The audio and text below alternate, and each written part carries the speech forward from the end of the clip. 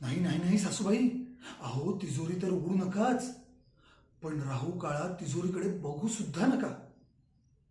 असं करा, मी चंद्रबळ पाहून सांगतो तुम्हाला मुहूर्त. नवीन कर्जदारांचे गहाण सोने त्या मुहूर्तावर ठेवा तिजोरीत. बघा, तारण ठेवलेले सोने कायमचे तुमचे होते की नाही ते. हं?